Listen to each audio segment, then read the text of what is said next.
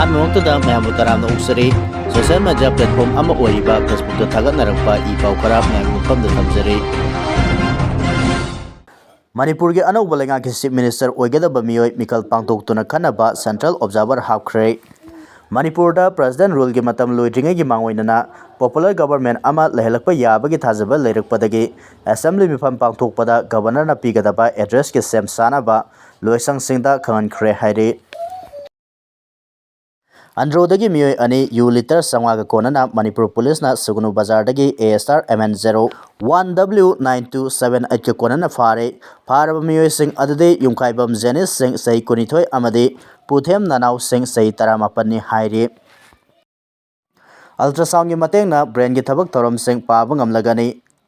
ꯑꯜꯇ꯭ꯔꯥꯁꯥꯎꯟꯒꯤ ꯃꯇꯦꯡꯅ ꯆꯤꯞ ꯌꯥꯎꯗꯅ ꯕ꯭ꯔꯦꯟꯒꯤ ꯊꯕꯛ ꯊꯧꯔꯝꯁꯤꯡ ꯄꯥꯕ ꯉꯝꯂꯒꯅꯤ ꯍꯥꯏꯅ ꯑꯅꯧꯕ ꯁ꯭ꯇꯗꯤ ꯔꯤꯄꯣꯔꯠ ꯑꯃꯅ ꯐꯣꯡꯗꯣꯔꯛꯂꯤ꯫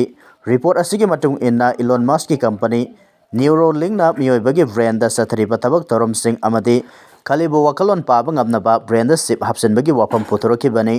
ꯑꯗꯨꯕꯨ ꯆꯥꯏꯅꯥꯒꯤ ꯁ꯭ꯇꯥꯔꯠ-ꯑꯞ ꯀꯝꯄꯅꯤ ꯒꯦꯁꯇꯂꯥꯒꯤ ꯃꯥꯏꯀꯩꯗꯒꯤ ꯃꯤꯑꯣꯏꯕꯒꯤ ꯕ꯭ꯔꯦꯟꯗ ꯀꯔꯝꯕ ꯊꯕꯛ ꯊꯧꯔꯝꯁꯤꯡ ꯆꯠꯊꯔꯤ ꯑꯃꯗꯤ ꯀꯔꯤ ꯋꯥꯈꯜ ꯈꯜꯂꯤ ꯍꯥꯏꯕ ꯈꯪꯅꯕꯒꯤꯗꯃꯛ ꯕ꯭ꯔꯦꯟꯗ ꯆꯤꯞ ꯍꯥꯞꯇ꯭ꯔꯒꯁꯨ ꯌꯥꯔꯒꯅꯤ ꯍꯥꯏꯅ ꯐꯣꯡꯗꯣꯔꯛꯈꯤꯕꯅꯤ ꯍꯥꯏꯔꯤ꯫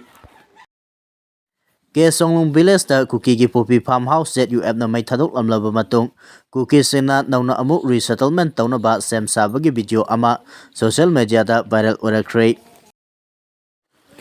ꯌꯨꯝꯒꯤ ꯐꯤꯕꯝꯁꯤꯡ ꯌꯦꯡꯁꯤꯟꯕ ꯆꯪꯂꯨꯕ ꯑꯣꯐꯤꯁꯤꯌꯦꯜ ꯁꯦꯀ꯭ꯌꯨꯔꯤꯇꯤ ꯐꯣꯔꯁ ꯑꯃꯗꯤ ꯃꯩꯇꯩ IDPꯁꯤꯡ ꯀꯨꯀꯤꯅ ꯎꯇꯨꯞ ꯋꯥꯇꯨꯞ ꯄꯥꯏꯗꯨꯅ ꯇꯥꯟꯂꯛꯈ꯭ꯔꯦ꯫ ꯀꯨꯀꯤꯒꯤ ꯑꯦꯇꯦꯛꯇ STCꯒꯤ ꯑꯣꯐꯤꯁꯤꯌꯦꯜ ꯑꯃ ꯑꯃꯁꯨꯡ IDP ꯑꯃ ꯁꯣꯛꯂꯦ꯫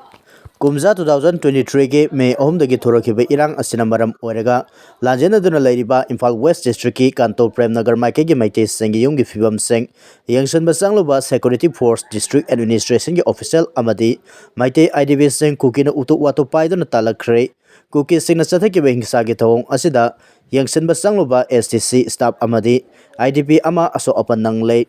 ꯄꯥꯎ ꯑꯁꯤꯅ ꯍꯥꯏ ꯊꯧꯗꯣꯛ ꯑꯁꯤ ꯉꯔꯥꯡ ꯅꯨꯃꯤꯠ ꯌꯨꯡꯕ ꯄꯨꯡ 12 ꯇꯥꯕ ꯃꯇꯝꯗ ꯊꯣꯛꯈꯤꯕꯅꯤ꯫ ꯊꯧꯗꯣꯛ ꯑꯁꯤꯒꯤ ꯃꯇꯥꯡꯗ ꯃꯐꯝ ꯑꯗꯨꯗ ꯆꯪꯕ ꯌꯥꯎꯔꯨꯕ ꯀꯨꯔꯈꯨꯜ ꯃꯥꯟꯗꯞ ꯌꯨꯝꯐꯝ ꯔꯤꯂꯤꯐ ꯀꯦꯝꯞꯀꯤ ꯃꯦꯅꯦꯖꯃꯦꯟꯠ ꯀꯝꯃꯤꯇꯤꯒꯤ ꯀꯟꯚꯦꯅꯔ RK ꯁꯅꯥꯍꯜꯅ ꯐꯣꯡꯗꯣꯛꯈꯤꯕꯗ ꯉꯔꯥꯡ ꯑꯌꯨꯛ ꯄꯨꯡ 12 ꯇꯥꯕ ꯃꯇꯝꯗ SDPO ꯂꯝꯐꯦꯜ ꯑꯃꯗꯤ ꯁꯦꯛꯃꯥꯏ PSꯀꯤ OC ꯌꯥꯎꯕ CRPF ꯏꯟꯗꯤꯌꯟ ꯑꯥꯔꯃꯤꯒꯤ ꯒꯣꯔꯈꯥ ꯔꯦꯖꯤꯃꯦꯟꯠ ꯌꯥꯎꯅ ꯃꯁꯤꯡ ꯌꯥꯝꯂꯕ ꯁꯦꯀ꯭ꯌꯨꯔꯤꯇꯤ ꯄꯥꯔꯁꯣꯅꯦꯜꯁꯤꯡꯒ ꯂꯣꯏꯅꯅ STC ꯁꯦꯛꯃꯥꯏ ꯑꯃꯗꯤ STC ꯍꯦꯗꯀ꯭ꯋꯥꯇꯔꯒꯤ ꯁ꯭ꯇꯥꯐ ꯌꯥꯎꯅ ꯃꯩꯇꯩ IDP 3ꯒ ꯂꯣꯏꯅꯅ ꯀꯥꯟꯇꯣ ꯄ꯭ꯔꯦꯝꯅꯒꯔꯗ ꯆꯪꯈꯤ꯫ ꯃꯐꯝ ꯑꯗꯨꯗ ꯃꯇꯝ ꯀꯨꯏꯅ ꯃꯤ ꯂꯩꯅꯔꯨꯗ꯭ꯔꯕ ꯃꯩꯇꯩꯒꯤ ꯌꯨꯝ 10ꯒꯤ ꯍꯧꯖꯤꯛ ꯍꯧꯖꯤꯛ ꯑꯣꯏꯔꯤꯕ ꯐꯤꯕꯝ ꯌꯦꯡꯁꯤꯟꯗꯨꯅ ꯐꯣꯇꯣ ꯀꯥꯞꯈꯤ꯫ ꯈꯨꯜ ꯑꯁꯤꯒ ꯊꯪꯅꯕ ꯃꯐꯝ ꯑꯃꯗ ꯆꯠꯅꯕ ꯍꯣꯠꯅꯔꯤꯉꯩꯗ ꯀꯨꯀꯤ ꯐꯨꯔꯨꯞꯀꯤ ꯅꯨꯄꯥ ꯑꯃꯗꯤ ꯅꯨꯄꯤ ꯈꯔꯅ ꯎꯇꯨꯞ ꯋꯥꯇꯨꯞ ꯁꯤꯡꯖꯪ ꯊꯥꯡ ꯄꯥꯏꯗꯨꯅ ꯑꯣꯝꯁꯤꯜꯂꯛꯄꯒ ꯂꯣꯏꯅꯅ ꯅꯨꯡꯅ ꯊꯥꯔꯛꯇꯨꯅ ꯑꯦꯇꯦꯛ ꯇꯧꯔꯛꯈꯤ꯫ ꯊꯧꯑꯣꯡ ꯑꯗꯨꯗ ꯁꯦꯟꯇ꯭ꯔꯦꯜ ꯐꯣꯔꯁꯁꯤꯡꯅ ꯂꯥꯛꯂꯤꯕ IDP ꯑꯃꯗꯤ STC ꯑꯣꯐꯤꯁꯤꯌꯦꯜꯁꯤꯡ ꯑꯃꯗꯤ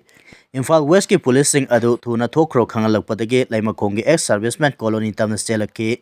ꯑꯗꯨꯕꯨ ꯀꯣꯂꯣꯅꯤ ꯑꯗꯨꯒꯤ ꯒꯦꯠ ꯌꯧꯔꯛꯄꯗ ꯒꯥꯔꯤ ꯑꯃꯗ ꯂꯥꯛꯄ ꯌꯣꯠ, ꯊꯥꯡ, ꯁꯤꯡꯖꯪ ꯑꯃꯗꯤ ꯆꯩꯇꯨꯞ ꯄꯥꯏꯕ ꯀꯨꯀꯤꯁꯤꯡꯅ ꯑꯃꯨꯛ ꯍꯟꯅ ꯑꯦꯇꯦꯛ ꯇꯧꯅꯕ ꯍꯣꯠꯅꯔꯛꯄꯗꯒꯤ ꯃꯐꯝ ꯑꯗꯨꯗꯒꯤ ꯊꯣꯔꯛꯈꯤ꯫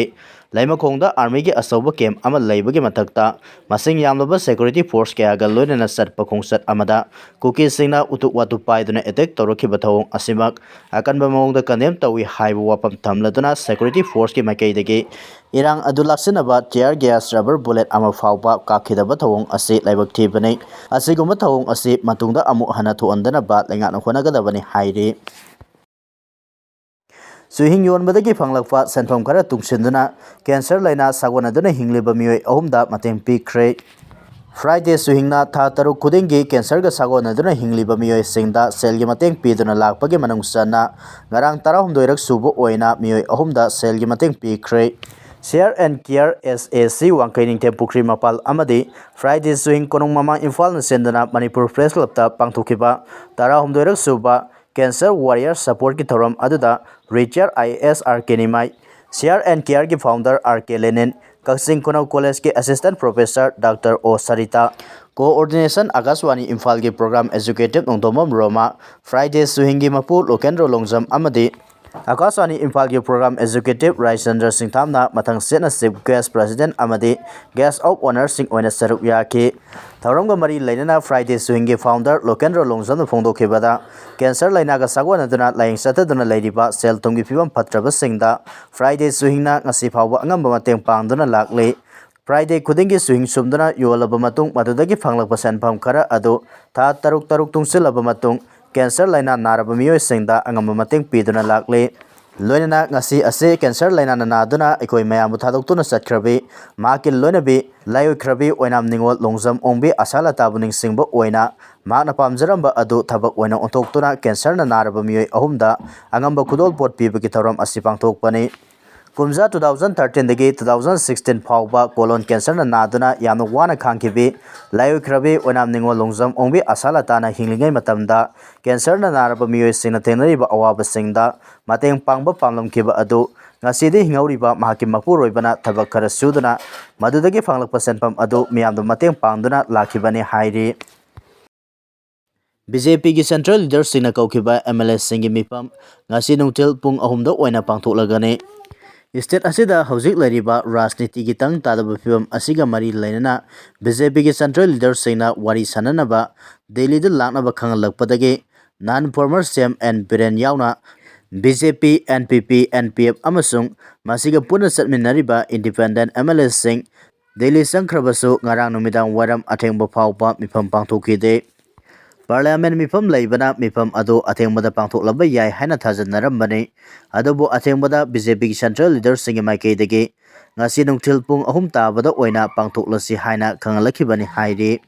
pawsina makatana hairibana ngasi pangthokadariba mifam ase kari agenda da pangthokadabano amasung karamba Central Leader singa unaduna mifam pangthokadaribano haibado hauji phawbagi oina sapchana khangalakpa leitri ngarang athengmada mifam ado ngasi nungtil pung ahumda oina pangthoklagani haiba khaktamak khangalakibani hairi atoba pawgi source amanadi BJP ki national leader singna BJP amasung masiga sabminariba party singe MLA sing ngarang nungtil pung ani phawbugi manungda Delhi da laknaba khangalakpagi matung inna nan numidang phawbada Imphal dagi MLA kun Delhi da thungki ngarang su MLA khara Delhi da thunglaki Delhi ki mifam asida Kukigi MLA khara su saruk yaraba yai haina panari adubu Farjol kendra ki MLA Bungjagal Balte amasung Tenapol kendra ki MLA Letpau Haukipti masa ngamdabana phibam aduda yawba ngamlaroi haina khangalakkhre hairi panba yabadi tha asigi taranithoi da loigadariba PR gi matam asigi mangoinana BJP na lusingba popular government ama semnaba BJP ki central leader singi maikedagi ahokiba tha khara asida maitai amasung kuki MLA singa toina unaduna mifam pangthokiba leire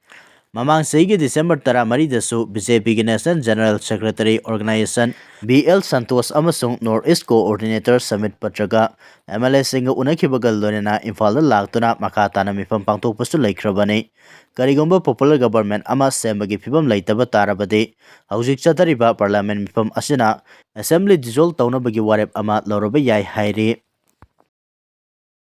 Technopaldagi khusu khulai sing phanglei IED taragani pan phokai hankhre Police Control Room na ngarang turokpa serol amada Technopal PS na koliba bongmol amasung SL Jogam dagi magazine ga konaba AK-47 rifle ama pistol ani single barrel ani maru taramathoi empty case turret wireless set ahum combat dress ki khongrau piar ani kongu piar ani IED gi wire sing recover tawbaga loinana IED taragani pana mi so andana pokai hankhre hairi Drug KG 36.05 ko konana fakiba letmin tang hauki ki vel order high court na suspend tawkhre Susanariba kuki lalolup singi hauzik leiriba phibam miyamda khanganabagi damak Union Home Minister amadi Manipurgi Governor da asang kasarna memorandum pisinkhre Suspension of operation su tawnariba ase kulai thadautuna irang nemthanabagi damaktane irang saganabagi damak nate haina Indigenous Peoples Forum Manipur IPFM gi chief advisor asang kasarna phongdokhre wafam asingarang Manipur Press Club ki thangjing hall da pangthokiba pawgi mifam amada asang kasarna phongdokhibaga loinana mahna makatana hai Kumza 2008 ta lengakasu satakiba kuki lalulup singi hauzik leiriba phibamgi matangda miyamda asengba khanganabagi damak Union Home Minister Amit Shah amadi Manipurgi Governor Ajay Kumar Balada point ahum yawba memorandum ama pisinkhre hairi maru oina 2008 ta susatnaba matamda kedargi masing ase lising ani samaga humputarет oikiba adu hauzik masing kaya leibage kedar sing ase lengakna stipend piribani Kedar sing marakta hauzik laikidabasu yaromgani adubu hauzik suda lariba kedar sing ase masing yamna hingatuna lising mangarom laibu uri Su agreement tawnakiba matamda cadre lising ani samaga humpu adu Chusampur district tagi sangwa yangkai mathoi, Tenapol district tagi sanimari, Kangpopi district tagi sanipan mawdra taret, Chandel district tagi samaga humdra nipan amadi Farzol district tagi samariga kuntaret laikibani haide. Hauze cadre masing kaya lairi, designated camna mafam kadai da kaya lairibano amadi makoi kulai sing adu manak nakpa central force singi camp singda thamgadabani haina Yanakiba adu thamlibra haiba asengba laibak miyamna khangallu makoina sugi ground rule tugaiduna nagatabu mafam singda sangsilaga popi thariba amadi irang thoaliba sing asige mathaktasu mityang sangbiyo haiba wafam phongdoki